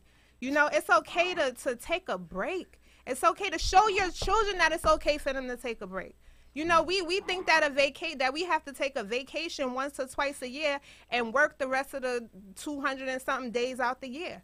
You know, we have to be mindful of the message that we're sending to our children, that we have to break our back and bust our, you know, ass just to get something or just to get a break. Like, no. Because there's people out here who's living, you know, rich and fabulous, and their whole life is a freaking vacation. Okay, so we have to be able to understand that, yes, when we get tired, it's okay to rest. You know, it's okay. It's okay to rest because you can't work on a empty battery. You know, so you can't put love into your food with being, you know, on E. You have to be full. So know how to take a break. Teach your children about, like, yo, we gonna rest today. We gonna relax. It's not all about tiring yourself out. We've already done that. You know, we've seen our ancestors do that. We've seen our great-grandparents do that. We have to know that we deserve to give ourselves a break. Yeah, Sister Jess, jump back in here. Okay, no, I'm just listening, and that's why I presented that, because I feel like there are some people that needed to hear that. Because they don't know. They're constantly moving because they're focused on a goal. They're trying to make this happen. They're trying to make that happen. Go ahead, Mike. Nah, you go ahead, sis. Whoever just called in, if you on the line, just hold on. Hold on for a second. All right, finish your thoughts, Sister Jess. Yeah, no, I'm going to wrap it up. But I was just saying, that's why I said that, because I do feel like there are some individuals that need that information, that needed to know how to balance our life, how to balance our work life and personal life and being a parent and being this and being that. They need to know because more than likely they didn't see that growing up. They did see, you know, mom, you know, working a job and then coming home taking care of us. And, you know, next thing you know, mom is sick and we don't know why she's sick. And then she ends up passing because she's stressed and, you know, all kind of illnesses, you know, never took an opportunity to take care of herself. So that's why I put that out there, because I think that is to a missing link. You know, there's stressors, there's triggers, things that we don't even pay attention to because we're so focused on just moving forward in life. So, yeah, I mean, bro, that's, you know, we can go on about that, but that was really important. And I think that, you know, eventually touching on what is a balanced life, I think that's something that should be, you know, presented on the forum eventually, because many of us don't know what a balanced life looks like. Wow, that's excellent. Well, I tell you this, on that note right there, that's my goal as an individual. You know, when I first became conscious, I lived, you know, I was young, angry, and black. You know, I believe that, you know, I believe that anger, you know, that chip on your shoulder, you know, and that's what I carried. I carried that mindset for as long as I could. And it was a mindset. It was a mindset of bitter rebuke for the system. And it was a mindset of judgment, ridicule, and shame for any member of the family that did not have the same type of mindset that I had. And this is what a lot of the so-called conscious individuals in the so-called conscious community, this is what they do. You know, they're living life from the outside in instead of living life from the inside out. So they're living between bitter rebuke of the system and judgment, ridiculing, and shaming of our people. And they don't understand why they're not having any progress in the way they're going about things. The progress is going to come when you begin to recognize that in the middle of those two extremes is you. And what kind of life are you going to be able to live? How are you going to begin to apply truth to your life so that you can begin to raise the standards for who you are, so that you can begin to show why it's a good idea for people to follow what you believe in? You know, not because of what you're saying out your mouth, because a lot of times, a lot of us are contradicting, you know, what's coming out of our mouth as members of distinct groups amongst us. You know, we say, yo, you got to be down with, you know, this group, or you got to be down with that group or the other group. And then you go, and then a lot of them, because they're not living a balanced, inside out life where they're overflowing the best of what the truth has to offer and showing and proving that they are living a balanced life. They're living life from the outside in, a life of judgment, a life of bitter rebuke, you know, which is ineffective to say the least. You know what I mean? So I hope that we're showing it, you know, as time goes on. We're going to, because this is a process. It's not a conclusion. It's a journey, you know. You know, like me and Sister Ella, we be talking about, as soon as you think you got it, that's when you lost it. You know, as soon as you think that you arrived, that's when you realize that you ain't nowhere near where you need to be. There's so much more. You know what I mean? So this is, you know, it's like balancing. It's like a balancing act. And you gotta, you know, you're walking on that tightrope. Or for my brother Jermaine, if he's still on the line, you know how we used to walk the fences in front of the building, 11 in the projects. We used to walk the black fences. You know what I mean? And, you know, like a tightrope. And you had to stay centered right in the middle. That's what that balance is about. And once you lose that balance, you fall.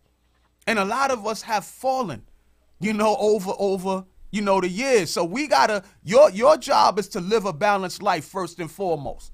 To strive in every waking moment to live up to the top level of consciousness that you claim to have. That's your responsibility. And if you was doing that and others were doing that, the bitterness, the division, the conflict that has consumed the so-called conscious community, we would find that we have a lot more in common than we have in difference. You know what I mean? Yeah. And we would stop having to worry about our children, you know. That's right. That's right. Sis and Sister Jess, any last comments or closing comments? You know, let me put you on the spot. No, hold up. I'm putting you on the spot. Go ahead. You know what I mean? Sis, talk to us about the fight, the battle to move from being a wage earner, you know, or a wage slave, you know, dependent upon other races and ethnicities to provide us with jobs, and how that stops us from being able to put ourselves first. Talk to us a little bit about, you know, the challenge of learning how to invest in your own self, in your own creativity, in your own skills, in your own gifts, to bring forth products and services you know, from us that we can benefit from first and foremost. And I had to put you on the spot because we need to start talking about that. But I know you ready. You ready for the spot though? I am. So I'm gonna make this real quick. I'm from Chicago, and there's a very well-known area. It was once called the Black Belt, but now it's Bronzeville. And so during the Great Migration, a lot of our ancestors they traveled from the south up here to the north for better jobs, right? And so in the Black Belt, that's where most of them were. They were forced to live in the area, in the segregated area. What they did was they put all their resources together. As a black community, they had hospitals, doctor's office, insurances. I mean, anything that you can think of, we had it. And so what ended up happening was, of course, you know, as the community started to integrate, slowly those what we own as black people, they start to shut down. Or, you know, long story short, it's just they didn't want us to have anything. So what I've noticed is instead of us investing in ourselves, as a community, as a black community, we tend to outsource to the other community. Instead of us, you know, taking a leap of faith to, you know, invest in yourself, you know that you have a purpose. Like for me, you know, I was working a job. My passion is kids. I was working a job as a student advisor for an accounting program. And when I tell you I dealt with all level of disrespect, it was just crazy, and I was miserable. And I was telling my brother Mike, I said, Mike, you know, I told him I'm miserable. The very next week I was fired from the job. And when I went into meditation, the Spirit had told me that's because I had to put you out because you didn't have the faith to move out on your own with your own purpose, with your own resources. So that's what happened. And guess what? As soon as I got fired, the very next day, I started saying, I'm going to open up my daycare because we were talking about, last time I called in, we talked about institutions. I never thought that a daycare would be an institution for our kids. You hear me? A daycare, because you start them, that you reaching in from the infancy stages.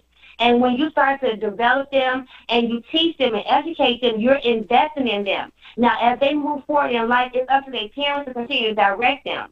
So what I'm saying is, as a people, we can't be afraid to take the risk of doing things yourself and getting with people that you know are already established. And seek out the network, seek out the connections, talk to them, go to the jobs and sit with them, take a day to volunteer. I don't care what it is. Take that time out because people are waiting. They need the help. But we just got to step out. And I talk to my brother about this all the time. We cannot be afraid to fail. That's what most of us, the reason why we stay on these jobs with these other people making them rich is because we're afraid to be, of what comes with taking a risk of leaving. We think about not being stable, you know, but at the same time, we got to take that risk. We got to take that journey for ourselves. If you don't, you're going to continue being miserable making somebody else rich. That's right.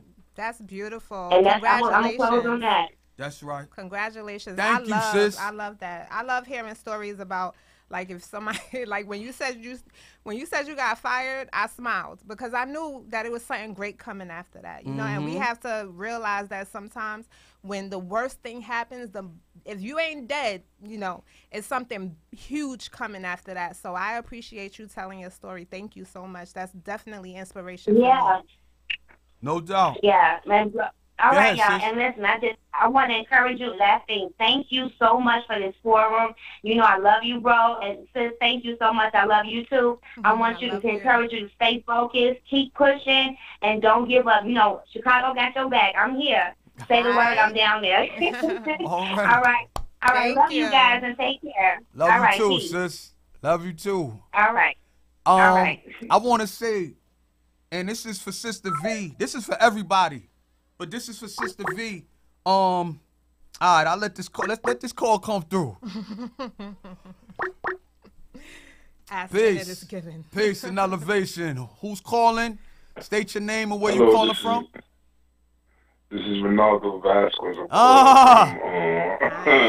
How you doing, Mike? What up, family? Man? What up, man? What's up, brother X? Yo, I was thinking about you today, bro. What's that? Huh? I was thinking about you today, man. I was saying I got to shout out my brother. Because I see you. Man. I see you, man. I love you. I love your shit. Yo, I love what you got going on, man. I respect it, man. I genuinely admire it, bro. And, yo, certain times, bro, like even on your Instagram, I don't know if we discussed that, but on your Instagram, some of your, like, you know what I'm saying, your enlightenment, like, draws light, you get what I'm saying, to certain, like, my life sometimes, because you be nailing certain things that I be needing, like, answers to, you get what I'm saying? So, number one, that right there was my appreciation, like, for me to say, good looking, all my life you've been helping me, you get what I'm saying? So, I don't want to turn this into no emotional thing, man, but, like, okay, you get what I'm too. saying? I appreciate it. You get what I'm saying? Yeah. But, to the comment, right, you asked the lady a question, on, like, how could we improve, like, the black community with the businesses and all that. I think it was a question like that you asked, right? Yeah. So, I have, like, this crazy concept, but I was discussing this with my ex-girlfriend a couple of weeks ago. My belief to help the black community is, hear this out before it goes crazy, but stop, like, I don't believe in forcing our kids to go to college.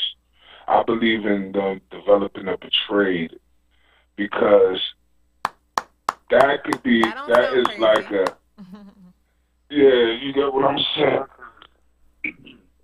Trades are more, like, beneficial even from now. Like, you could, like, you don't have to wait for the degrees and everything is just a procrastination. It sets up.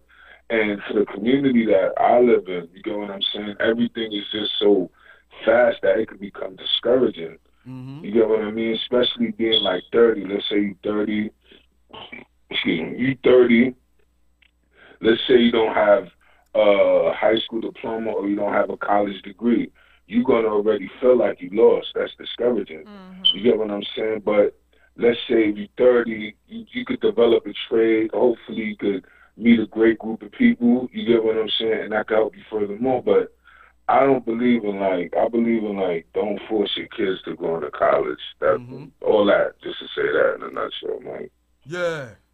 Yo, first and foremost, I appreciate you, bro. I appreciate you for calling the show. I appreciate you for sharing that energy, for giving some of that energy back to me. I really appreciate that, because, I share what I can share because I can share it. But sometimes I don't know if I'm being heard all the time. You know what I mean? And so for you to take that effort, that I make consistently, and to use it and to do what you're doing, because you're showing it, bro. You're showing it. You know what I mean? And I appreciate you so much. You came a long way, man. And you fighting for your life, man. And it's clear to see, for someone that has known you for 15 years. It's clear to see, bro, that you fought a strong battle, man. You didn't give up. And I would say keep on keeping on, man. You know what I mean? Like, I was thinking about calling you today. Or hitting you in a DM or something, man, just to say, yo, man, I really appreciate, man, the fight that you're fighting, because you're winning, man. Thanks, so man. First I want to say that already. First I want to say that, and then second I want to comment on what you just said, because we were talking about that in our last show. The mindset of that we taught our kids, go to school, get an education so you could get a good job. That mindset is not, it's the truth behind that is not there anymore. The evidence is not there anymore. We got a lot of people who have followed that and have gone to school, gotten into a college and went after a degree and have $80,000 worth of debt that they got to pay on the promise that a job is going to be waiting for them, and there's no job waiting. And then they end up working at McDonald's, or they end up, working in something that where they will never be able to get out from under that debt that they owe to going to that school that sold them a bad bill of goods, that sold them on a dream. You know what I mean? So I agree with you. And what I would add to that, I would say that we need to focus on, and we need to press our politicians on that. Number one, we need to be about the business of being a student. We need to be about the business of being a student. And before this show ends tonight, I got a book list that I want to read, you know, and you might not be able to catch all of the names as I'm reading them, but if you listen to the show, you know, again and go back to it, you'll be able to, you know, pick it apart and write down the names of these books that I'm challenging you to get your mindset. You know, me and Sister Ella was talking about earlier, the system of Western, you know, European, you know, culture. They have their must-read book list. They got War and Peace and Shakespeare and, you know, all of these books that help the Western mind or you know, the European mind to believe that they are the best thing that ever existed. Well, we have must-read books too. You know, classic books that will help us to learn about ourselves, that will help us to learn so that we can grow into the best men that we can be, grow into the best women that we can be, so that we can overflow our power into our relationships. You know what I mean? And that's what we need to do. So I'm with you on that.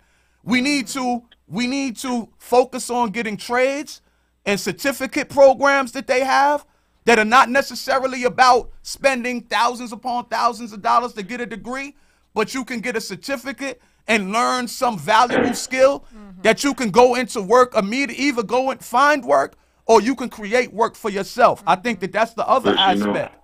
We got to look into creating our own businesses as well. And this is like an also thing. Black families don't, even if it's not free, you get what I'm saying? Being willing to invest that $200 on you get what I mean? Like, that's right. There's certain like, you get what I mean? Like, my father me too. But like, certain times, like I got one of my sisters-in-law, you get what I'm saying? Like, she just certain opportunities she done had, and she just never took the chance because everything had to be free. It's like, you don't know, certain times, invest in yourself. That's right. Invest in yourself also. Yes. That's right. Yeah. Can I get my But I'm sorry, I gotta yo, thank y'all for hearing me. Yo, thank y'all for the show. Already. You get what I'm saying? Thank y'all, man. Yo, love. Thank you, bro. Thank you. And we need to stay in contact too, man. And you keep on fighting the way you fighting, man. Very inspirational, bro. Yeah. Yeah, I just wanted to put my you know, my shiny penny in it. Yes, I think that we really need to nurture the minds of our children by allowing them to be who they are. Because when we talk about what they're going to be and how they're going to take care of themselves and what gifts they're going to have, like, you're not going to go to college to learn what your gift. You know, you're going to see what your children are interested in if you let them be open to who they are, you know. And that's what I mean when I talk about us telling children what we think we know. You know, I can't tell my son that he has to be a doctor when he's focused on, you know, on growing fruits and stuff. You know, that like he wants to be a gardener. He wants to be he wants to work outside. You know, he doesn't want to be a doctor. You know, so we have to listen to, and we have to watch, and we have to allow our children to be who they are. We have to allow them to think for themselves so they won't have to grow up and say, who do I want to be when I grow up? No, what I tell my children is you already are who you are right now, and you need to listen to that. You know, and whatever it is that they want to do, yes, invest in them. You know, invest in them. And if you don't so-called have the money to invest in them verbally and tell them whatever you can do, give it to them. Help them out with what the goal that they want to achieve. Peace. Peace and elevation. Thank you for calling in. Please state your name and where you calling from and let us know what's on your mind. This is me, Veronica. I'm calling back in again, Brother Mike X. Can you hear me? Yeah. Yes. Okay, I just heard two great things. I had heard some things a while back, and then somehow my interruption came in, and I want to mention just two things before we close because I got to get this out. The good brother who just called in, I don't know how long ago that was because we off somewhere, but he talked about investing in yourself. That is so important. I remember the time when I literally sought out everything for free. Everything for free. It wasn't until I started purchasing things and purchasing programs and getting things on my own that I started believing in myself. That is vitally important, to invest in yourself. Invest in your children. I just wanted to say that. And this is the other thing I wanted to say. I heard the sister talking about, I call it self-care.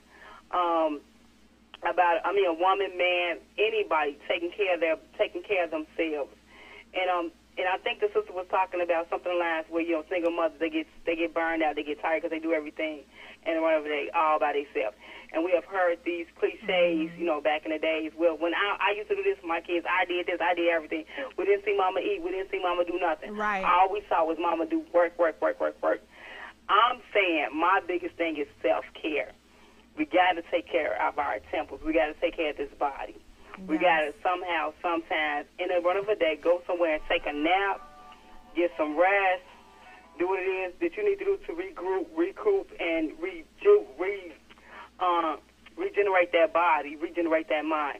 And other things, too, what I've been noticing is, since you guys are talking about this pool, and I'm getting more familiar with this pool, it's also a pool that's getting away from nonsense. I've been noticing that, it's always been, the fight stuff on social media, the crazy stuff, the crazy videos, the pranks, the challenges, all these things that kind of like, it kind of takes our minds, it kind of, it's a distraction, basically.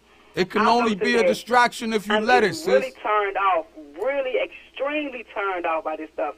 And I have never been the one who actually delete anybody or block anybody from my page.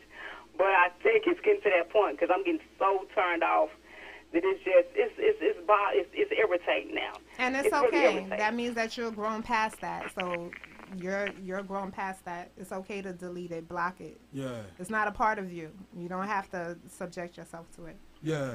Let me say this. We down to 10 minutes, and I want to try to get into this must-read book list. Sis, on that note, I want to say to you, energy flows where your attention goes. Mm-hmm. And you've heard me say this over the years, thousands of times, right? Your life is the power. Taking ownership of your life is the power. You are the filter. You are the lens through which to allow truth, to allow love, to allow light, to allow power to flow through you. You are the vessel. Mm-hmm. And you focus on that. Now, I'm on social media just like you. And I see some of the chaos that you see. But every time I see that chaos, I strive to turn it up that much higher in love and light and truth and compassion. You know what I mean? Mm-hmm. Right. Because I'm not going to, and my light, the light that I strive, and I'm not even going to act like that I'm not in my personal life. Right. Every now and then I feel like a little, challenged. You know what I mean? But I know that I know that, sometimes they say fake it till you make it. You would never know. I'm not going to let you know. I'm not going to let you sidetrack me and pull me back into that rat race. And this is my personal commitment to the best that I have to offer. Mm-hmm. And I ask you to make the same commitment. Mm-hmm. I ask anybody who's listening to make the same commitment. You have to, your awakening may start out in anger, in bitterness. When you find out that there was a system that robbed you of your history, that robbed you of your self-worth, that robbed you of your dignity and purpose, And I know when you find that out, you go through that anger phase. You go through that bitter rebuke phase, and the bitter rebuke of the system and the judgment, the ridicule, the shame sometimes of those who don't want to wake up. But know that in the middle of those two extremes is you, and your life is precious. And some of those of us who are ready, we have to now enter into the self-love phase. Instead of living our lives based upon what we're against, which is reactionary, we have to begin to live our lives for what we are actually for, what we are actually pro, because that's where our power lies. You know, we can begin to grow a community of self-love, of healing, of redemption, right up in the midst of the poverty-stricken areas that a lot of us are living in. We can begin to tear ourselves out of participating to our own subjugation and our own self-defeat, and begin to breathe life again into this body temple, into this mind, into the emotional vibrations that we're exhibiting. We can begin to create our own personal bubbles of peace and serenity and harmony that will allow us to build relationships of goodwill with our brothers and sisters, that will allow us to, as we heal ourselves, we will be able to share healing with those around us who desperately need healing. Yes. So that's where we have to focus our energy. So having said that, sis, I got a couple of minutes. I don't know if I'm going to be able to get through this whole book list, but I'm definitely going to try. I thank everybody who came out for the show tonight. Yes, whether you was on the Facebook Live, whether you was on the YouTube Live or the In the Mix Radio website app, or whether you called in, I thank everybody for participating. You know, I had some other things I wanted to do, but the energy was so powerful, man, that I just put all of that to the side and just let the phone calls continue to come through. So thank you. Yes. Now, must-read book list. And this is my must-read book list, and it's comprehensive, but then it's not exhaustive, because there are much more books than what I listed that we need to get into. Number one, I put on the list. It's called The Atlas of the Transatlantic Slave Trade by David Eltis and David Richardson. Number two, The ISIS Papers by Dr. Francis Cress Welsing. Number three, Roots, The Saga of an American Family by Alex Haley. Number four, The Autobiography of Malcolm X as told to Alex Haley. Number five, Martin and Malcolm and America. Martin and Malcolm and America, A Dream or a Nightmare by Dr. James H. Cone. Number six, From Civil Rights to Black Liberation, Malcolm X and the Organization of Afro-American Unity by William Sales Jr. Number seven, Malcolm X, The Man and His Times, edited by Dr. John Henry Clark. Malcolm is my spiritual father. I'm sorry, but I'm not sorry. But I'm not sorry. Number eight, Malcolm X, February 1965, The Final Speeches. Number nine, Malcolm X as They Knew Him, edited by David Gallen. Number 10, Betty Shabazz, Surviving Malcolm X, A Journey of Strength from Wife to Widow to Heroine by Russell J. Rickford. Number 11, Conspiracies, Unraveling the Assassination of Malcolm X. Number 12, Malcolm X, The FBI File. By Claiborne Carson. And Conspiracies was by Zach Kondo. 13, Malcolm X, The End of White World Supremacy. I'm a little biased. 14, Message to the Black Man in America by Elijah Muhammad. Number 15, The Fall of America by Elijah Muhammad.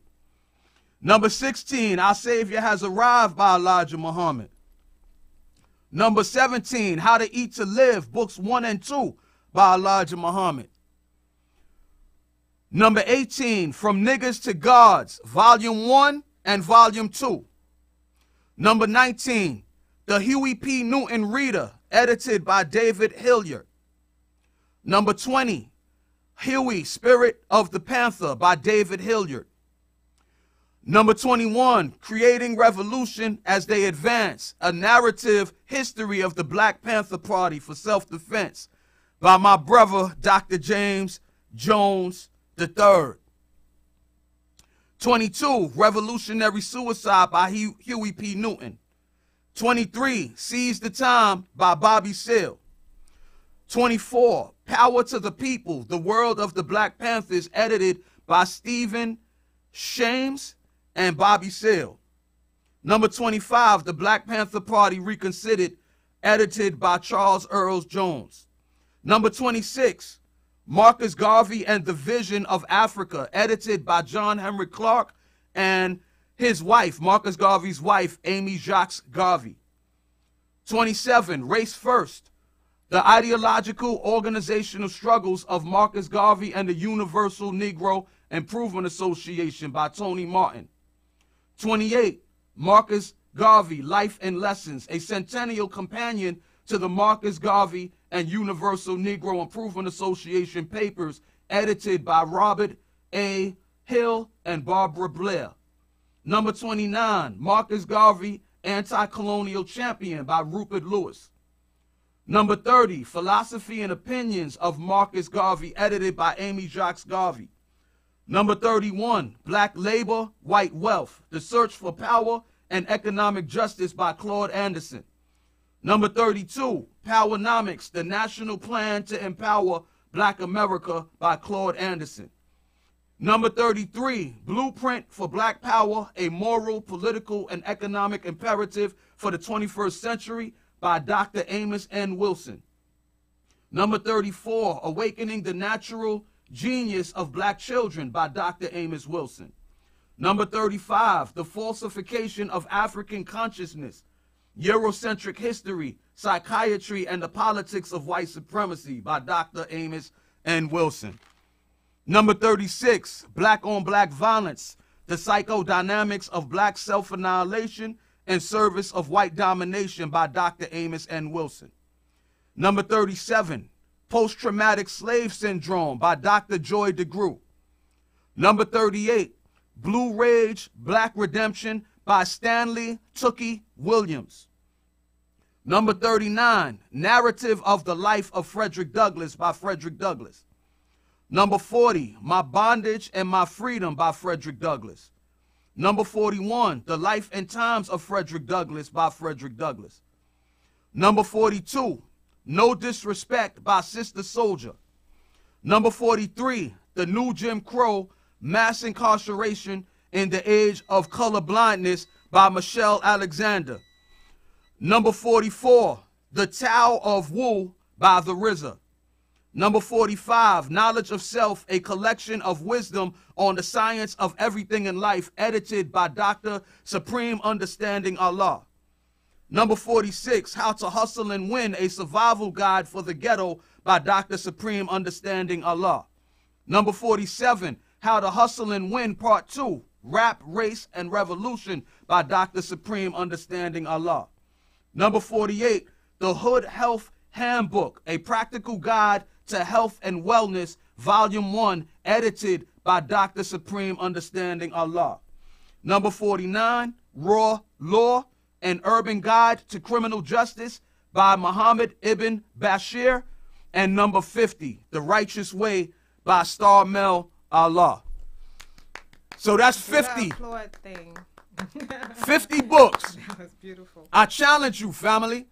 You know, you don't have to read them in the particular order that I stated them, but I challenge you to get into reading creatively and purposefully for your own uplift, your own healing, your own redemption, so that you can begin to become your best person and have something relevant to offer to your family, loved ones, neighbors, and associates, man. And having said that, I don't want to disrespect my brother, DJ Cruz, the engineer extraordinaire who helps to run this show, you know, so I'm going to cut this short and I'm going to say, you know, peace and elevation.